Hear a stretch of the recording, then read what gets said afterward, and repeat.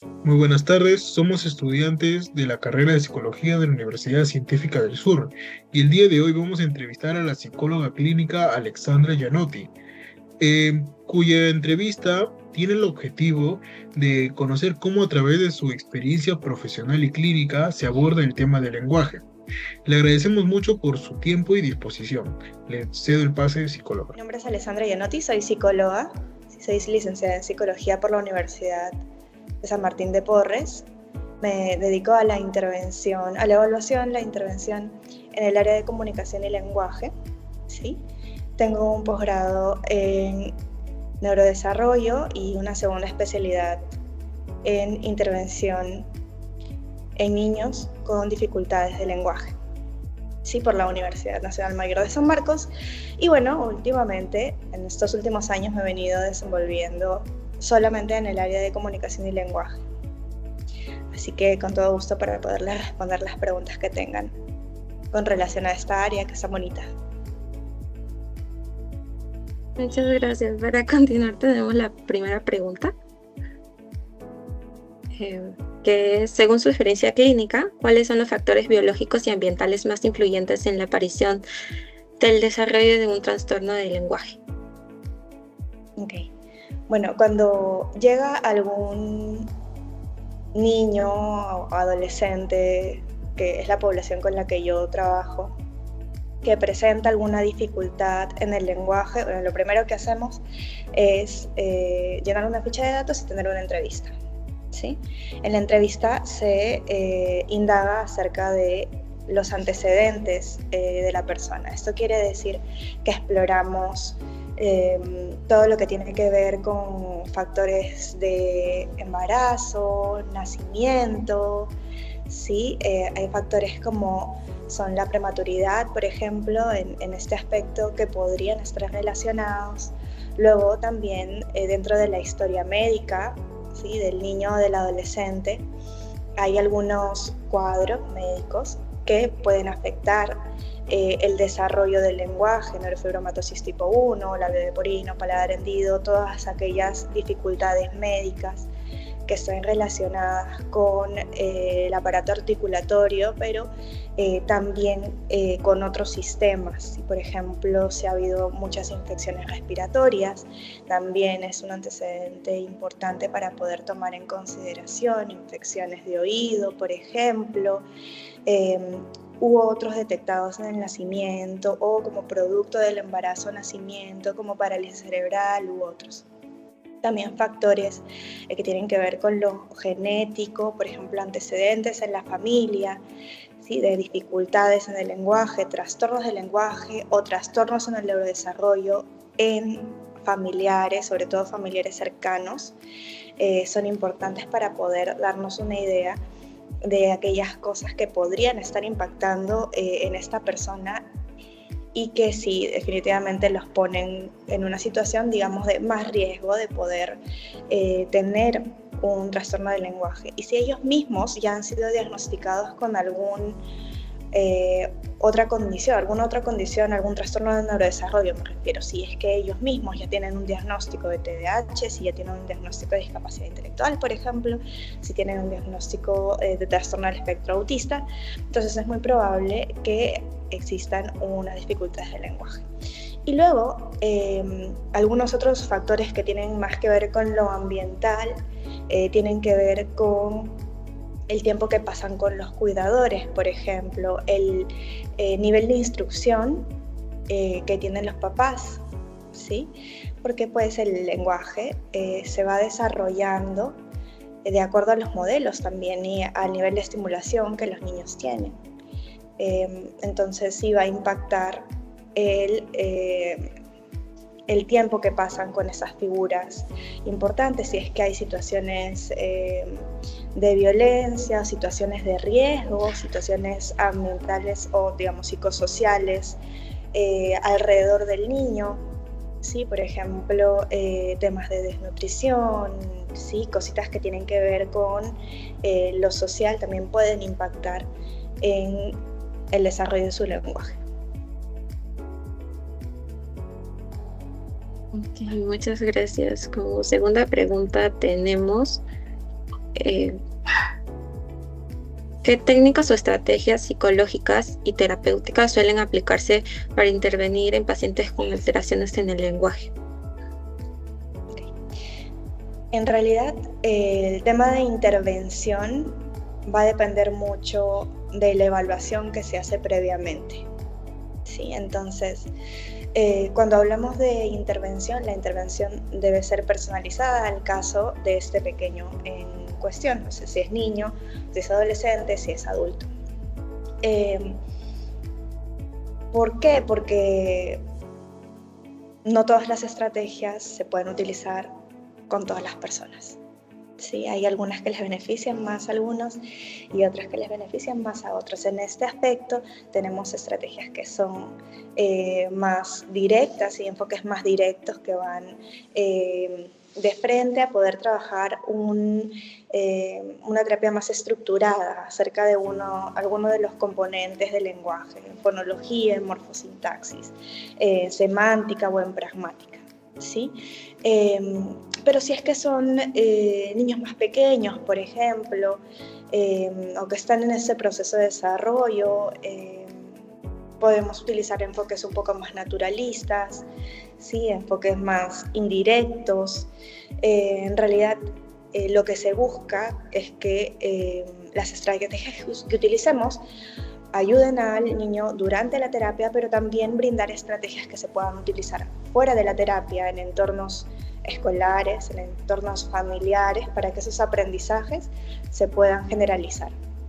Es decir, que no solamente cuando yo esté uno a uno con esa persona pueda desarrollar, es decir, pueda utilizar ciertos recursos, no sé, gramaticales o hablar con frases más largas, etc., sino que pueda aprovechar todas las oportunidades que tiene en el día a día para poder desarrollarse y llevar estos aprendizajes a otros contextos, ¿sí? En realidad, la motivación aquí juega un papel fundamental y mientras más significativo sea el entorno o los entornos diversos en los que se van poniendo en práctica las habilidades, va a hacer que éstas se consoliden mejor y más rápido.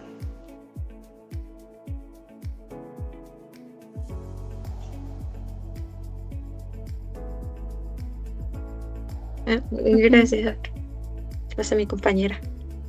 Buenas tardes, soy Aisy Aronés y continuando con las preguntas, ¿existe alguna relación entre el lenguaje y la formación de la identidad en las personas? Sí, en realidad existe porque el lenguaje para nosotros es una vía principal de comunicación e interacción social. Cuando se afecta el lenguaje, también se afecta la participación. Se afecta, por tanto, mi sentido de pertenencia al grupo social. Se afecta mi autopercepción, sobre todo en chicos que no tienen afectado a lo mejor el tema intelectual o que podemos decir que entre comillas se dan cuenta de las limitaciones que tienen, ¿sí? Y entonces sí, se puede generar impacto a nivel emocional, ¿sí? Y en etapas tan importantes en el desarrollo de la identidad y la formación como es la infancia y la adolescencia, es importantísimo, ¿sí? Es importantísimo para desarrollar la conciencia del grupo social, para desarrollar incluso las inferencias, para desarrollar el pensamiento crítico, para poder organizarlo. Sí, definitivamente alguien que tenga dificultades en el lenguaje y que no sea atendido de manera integral va a tener un gran impacto sobre la identidad y va a tener riesgo de muchas cosas, no solamente a nivel de lenguaje específicamente, ¿no? Sino también a nivel académico, riesgo social, deserción escolar, más riesgo de caer en adicciones y en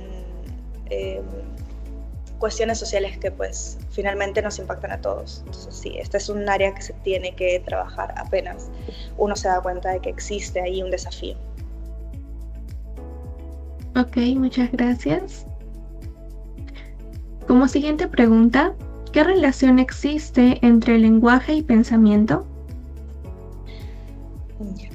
En cuanto a lenguaje y pensamiento, en realidad eso se ha estudiado hace mucho tiempo. O sea, lo primero que les puedo decir de lo más antiguito es esto que postula Vygotsky con respecto a que primero las personas tienen un habla, digamos, exterior. Hablamos con el otro.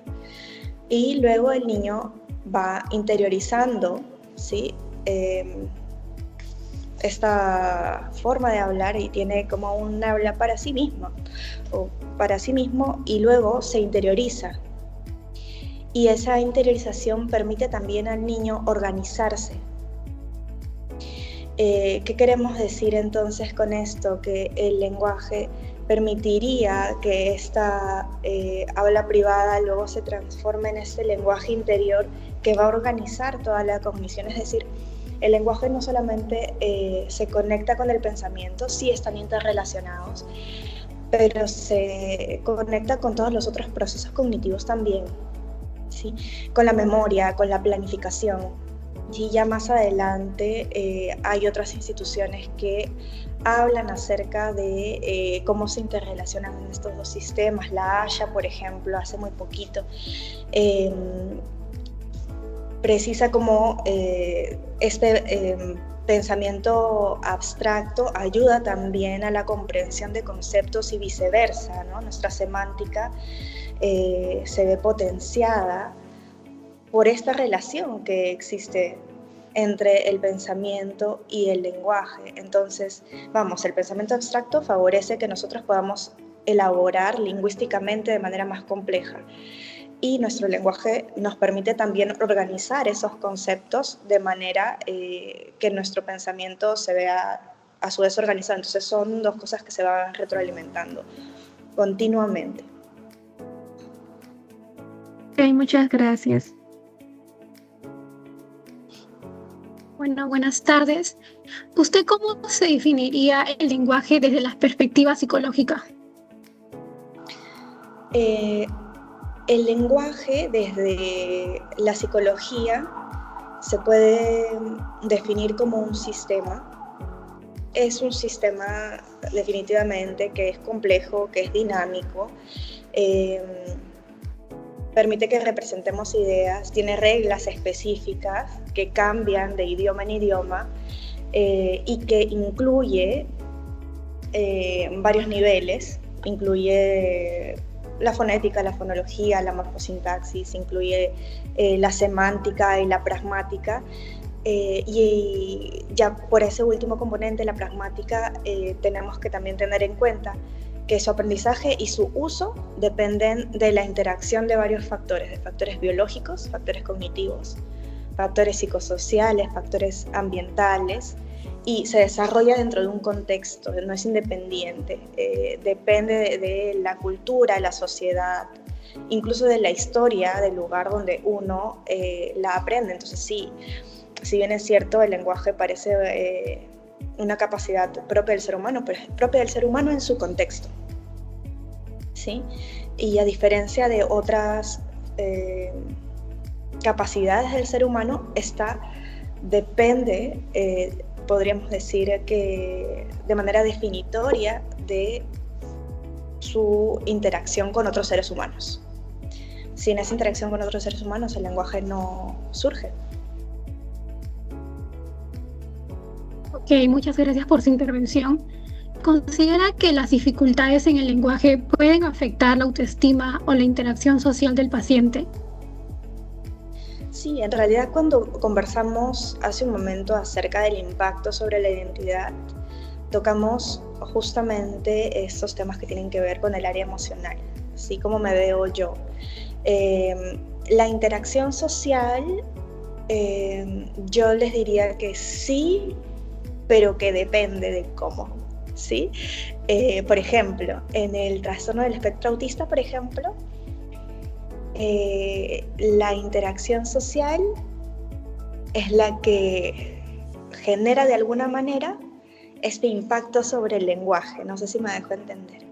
Como hay una interacción social disminuida, ¿sí? No hay mucho interés a veces en la interacción social, voluntaria, vamos, hay menos iniciativas, entonces estos recursos comunicativos no son tan necesarios, entre comillas, para ese niño.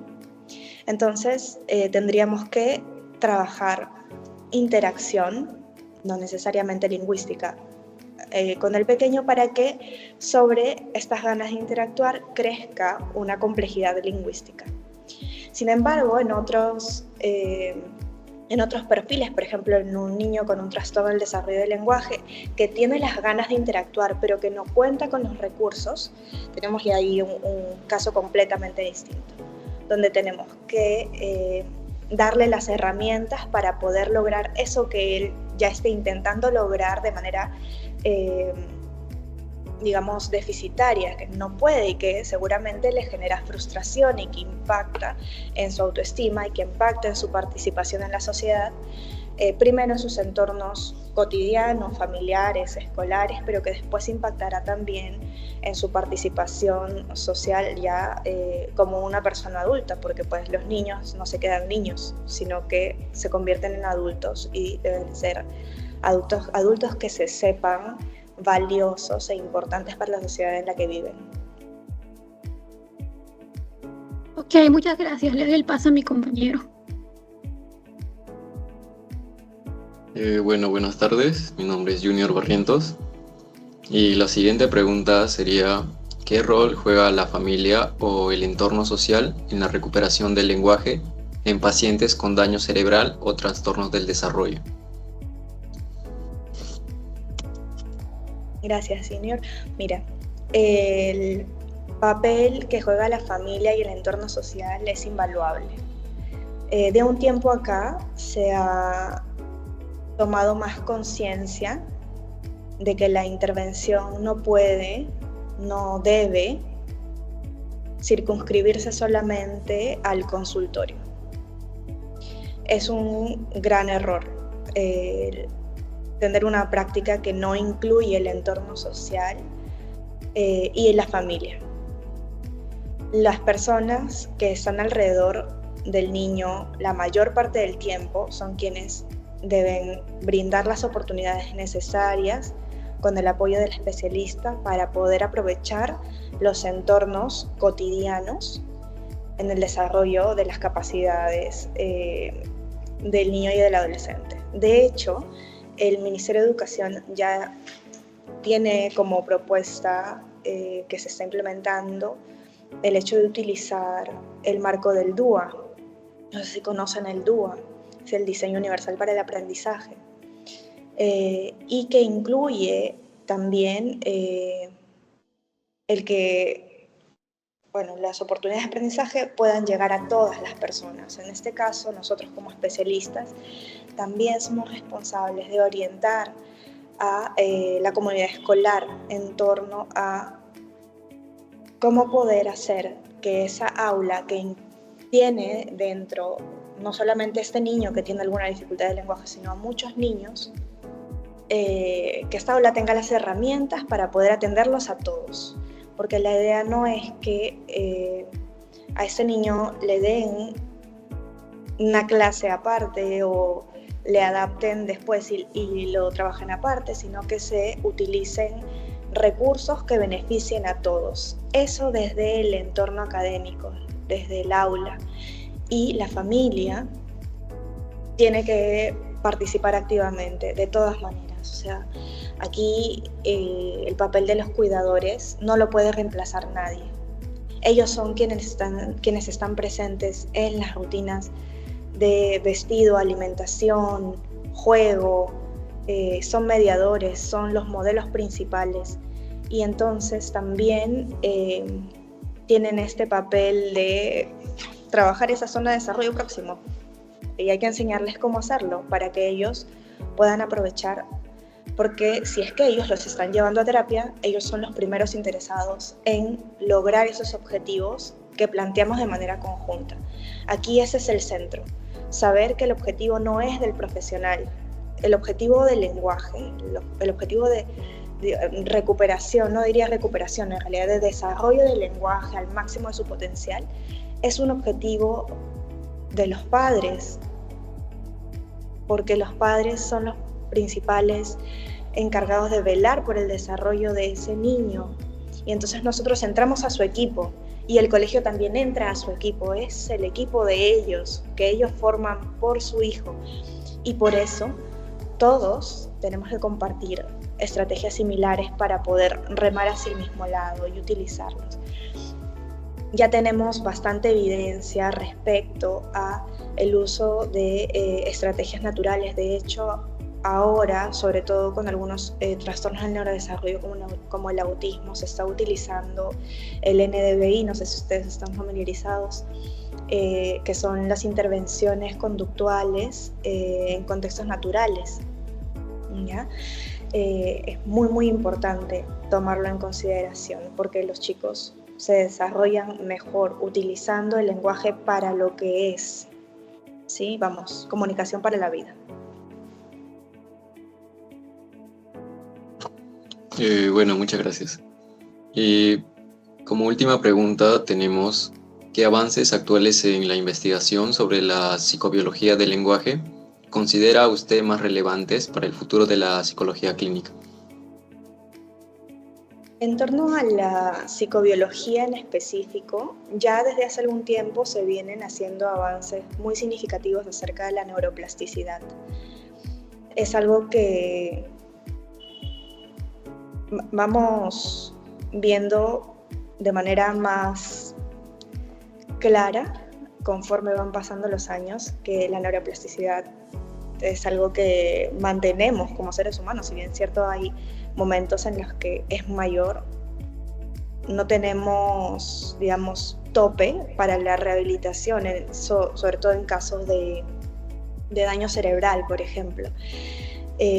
Siempre y cuando sea un entrenamiento intensivo, contextualizado, serio, basado en evidencias y respetuoso, se puede lograr una reorganización. Eso es muy bueno. Los estudios que están habiendo últimamente en genética y bases biológicas de distintos trastornos también nos dan grandes luces acerca de cómo entender los perfiles de los chicos que tienen dificultades en el lenguaje y cómo se van heredando algunas características. Eso nos permite también tener una psicología más personalizada, basada en perfiles no solamente desde lo que vemos, sino desde lo que entendemos que subyace, y tomar en consideración algunas otras cosas que están relacionadas y que no siempre vemos.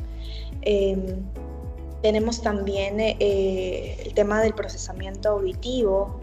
Ahora no es jalada de los pelos que un colegio te pida un chequeo auditivo y visual al inicio del año, porque sabemos que existen estudios de procesamiento auditivo temprano y que podemos utilizarlos, que hay biomarcadores tempranos y que suponen un riesgo lingüístico incluso desde antes que se presente algún síntoma. Entonces, el poder integrar estas medidas de evaluación de manera preventiva es muy importante para que los chicos puedan recibir intervención oportuna.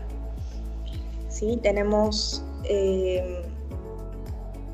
en psicobiología también el hecho de que estamos teniendo más en cuenta la neurociencia, pero no solo en un área, sino que estamos siendo más integrales. ¿Sí? Entonces estamos viendo más a la persona como un todo, y no solamente en lenguaje, sino también a nivel físico, a nivel médico. No nos estamos independizando de el cuerpo, digamos, de la persona, ¿sí? Sino viéndonos como un todo. Y esto es muy importante, porque solamente así podemos comprender, y comprendiendo podemos evaluar mejor, podemos intervenir mejor, ¿sí? La persona puede recibir lo que en verdad necesita, y en lugar de preocuparnos tanto por el intrusismo, preocuparnos un poco más porque es lo que necesita, y si es mi colega el que puede dárselo, entonces yo trabajo con él, y si soy yo, entonces lo hago yo. Pero esta apertura sí, a mirarlo todo es muy importante.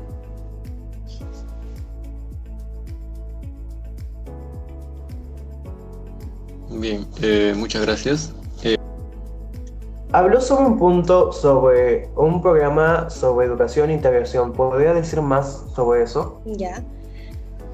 Cuando hablamos del DUA dentro de los entornos escolares, de DUA, de hecho no es hace mucho que lo han empezado a tomar en consideración. DUA es un concepto que viene de la arquitectura. En arquitectura empezaron a diseñar los espacios pensando ya en la accesibilidad a todos. Es decir, si yo creo un centro comercial, por ejemplo, y no le pongo ninguna rampa, imagínense que todo lo hago con escaleras, y alguien con movilidad reducida quiere entrar. Entonces lo que yo voy a tener que hacer es romper mi escalera, repensar cómo meto la rampa ahí y luego volverlo a hacer, ¿ya? Entonces sacaron este concepto para decir, ya, yo no quiero hacer eso. Entonces yo quiero pensar de sobremanera que quiero que todos puedan acceder a mi edificio. Por eso voy a poner escaleras, y además la escalera va a ser como escalera y por un costado como rampa, y luego escalera y luego del otro costado rampa, cosa que todos puedan ingresar. Y ya no tengo que romper la escalera que ya hice. Eso aplicado a la educación quiere decir que el profesor, desde el momento que crea su sesión de aprendizaje, desde el momento que está pensando en el aula, no puede pensar en adaptaciones curriculares de frente. Entonces, ya yo voy a hacer mi clase como que no hay ningún chico con discapacidad, que todos aprenden igual, entonces voy a hacer mi clase así, de una sola forma. ¿Ya? En este caso, la rampa es incluir, por ejemplo, yo voy a hacer mi clase, pero voy a hacer mi clase con fichas y además también con material concreto. Ya lo tengo planificado para todos. Y voy a poner una agenda en mi salón y la voy a poner escrita, pero además le voy a poner un dibujito al costado. Porque si el niño tiene dificultades para leer, entonces se va a poder guiar del dibujo. Y con estos pequeños cambios que se piensan desde antes, luego cuando llega el estudiante que tiene algún desafío, el maestro no tiene que cambiarlo todo, porque su sesión de aprendizaje, su ambiente ya está pensado para todos. Entonces el DUA va por ese lado. Necesitamos más medios de acceso, es decir, medios de... no recuerdo ahorita cuáles son los tres. Uno es de representación. Bueno, uno es de las cosas que va a decir el profesor, que va a emitir el profesor y que tienen que estar dichas o expresadas con diferentes formas de expresión. Luego que al estudiante se le permita también diferentes formas de expresión, ¿sí? Si quiere que lo dibuje, si quiere que lo diga, que lo actúe, si prefiere que haga una diapositiva, es decir, darle más opciones y que el profesor lo pueda considerar. Y luego diferentes también formas de motivación. Para la educación va en esas tres líneas, ¿no? Que el profesor brinde la información por diferentes vías, que le permita también al estudiante expresar sus aprendizajes para que él lo evalúe por diferentes medios, dependiendo del perfil del estudiante, y que se utilicen diferentes formas para motivarlos, de acuerdo también al perfil de todos. O sea, si yo tengo un salón que le gusta, no sé, los dinosaurios, entonces, ¿por qué no hacer mis oraciones del dictado acerca de los dinosaurios? O sea, ¿qué me impide poner esa motivación? Y si voy a hacer un proyecto, no sé, de expresión artística, no sé, como las pinturas de Da Vinci, ¿por qué no pueden hacer un dinosaurio con esas técnicas? O sea, ¿por qué no colocar todas esas opciones? ¿Ya? Entonces, una vez que los tenemos adaptados a la educación en general, también las manifestamos a nivel de comunicación y lenguaje. Hay chicos que incluso van a necesitar sistemas aumentativos y alternativos de la comunicación. Y entonces, al momento de brindar sus intervenciones, van a requerir utilizar un comunicador dinámico, por ejemplo. ¿Sí? O van a requerir utilizar algunos gestos, o van a utilizar oraciones más simples, o van a necesitar tener un papelógrafo con algunos dibujos que les ayude a recordar y organizar su discurso. Y entonces los profesores tendrían que estar abiertos a que ellos puedan utilizar diferentes medios de acuerdo a lo que ellos necesitan en ese momento, siempre y cuando, claro, vaya de acuerdo a lo que se está en ese momento enseñando, evaluando, promoviendo, dependiendo de la clase, ¿no? Pero tenerlo pensado desde antes. Gracias. Y para finalizar, queremos agradecer sinceramente a la psicóloga Alessandra Giavotti por compartir con nosotros su tiempo, sus conocimientos y su experiencia profesional, que enriquecen enormemente nuestra formación y comprensión sobre la psicobiología del lenguaje. Y bueno, como conclusión general, la entrevista con la psicóloga Alessandra Giavotti nos permitió comprender la gran complejidad que existe detrás del lenguaje y su relación con los factores biológicos, ambientales y sociales. A través de su experiencia, pudimos reconocer que el desarrollo del lenguaje no depende solamente del aspecto neurológico, sino también de la estimulación, la interacción familiar y el entorno educativo. La psicóloga resaltó mucho la importancia de una intervención personalizada y del trabajo conjunto entre especialistas, la familia y el entorno del paciente para lograr una mejora real. También nos brindó una mirada profunda sobre cómo el lenguaje influye en la identidad, el pensamiento, la autoestima y las relaciones sociales, así como la necesidad de seguir fomentando la lectura, la comunicación y la práctica cotidiana del lenguaje. Bueno, eso sería todo. Muchas gracias.